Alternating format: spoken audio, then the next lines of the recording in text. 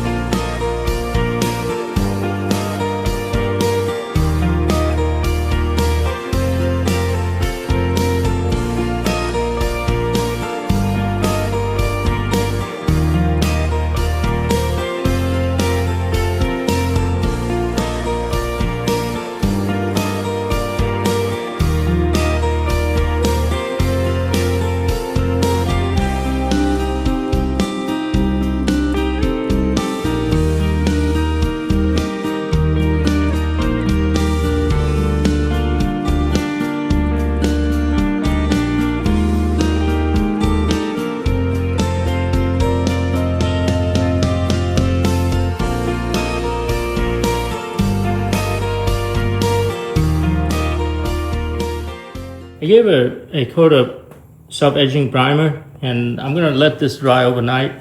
You can see it's still wet. But the patching is done, guys. This is looking really good. And this area is going to be all closed up, so you know, you're not going to see any of these. So I'm not concerning about, like, you know, grinding down weld beads to make it look good. I think that's probably good enough. Same thing here. Not too bad. Guys, here's the start of the show. Rookie came out to the shop and visited me again.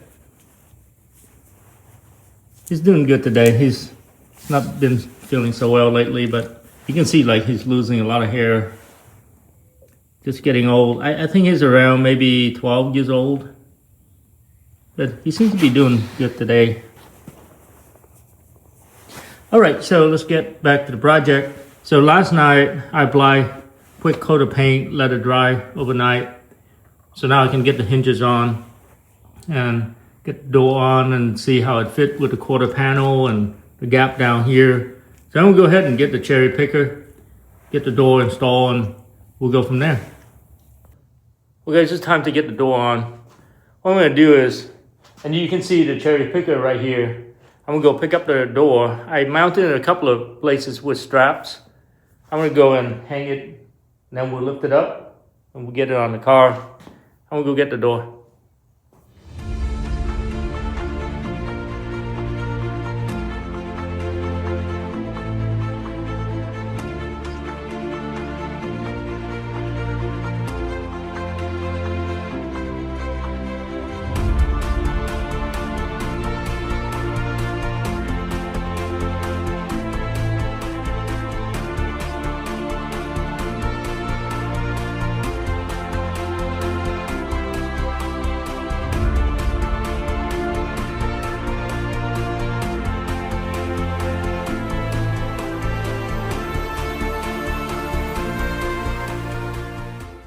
What I did first was getting these hinges mounted on the door.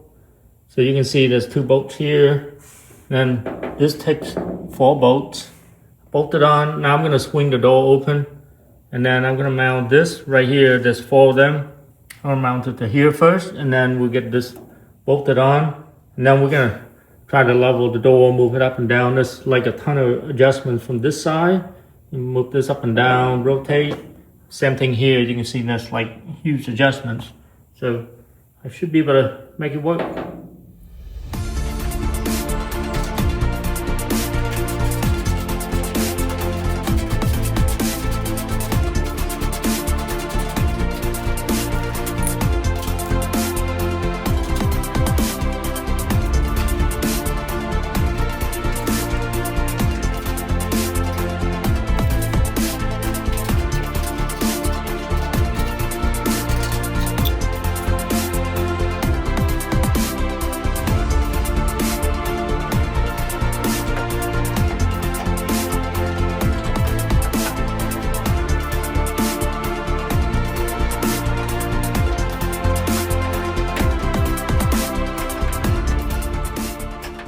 Well, the door seems to fit pretty well.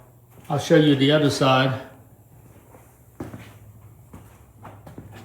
So it comes in and it'll line up. The problem is the brace down here is kind of interfere with that corner. So I think it's time to get the triangulation off, because before this whole roof was rusted out. Now I made it all strong, so it should be able to support the structure. So I'm gonna go ahead and get this side removed just so I can get the door aligned.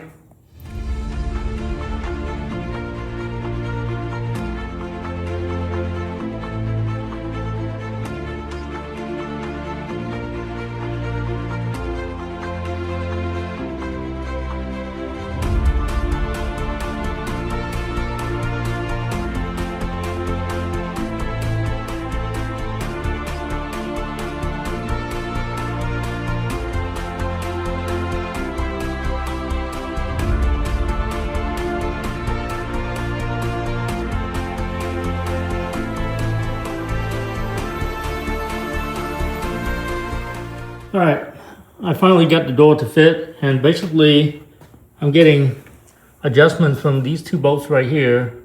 So this will allow you to go this way or this way, and then same thing here. There's 2 bolts let you go up and down and then back and forward.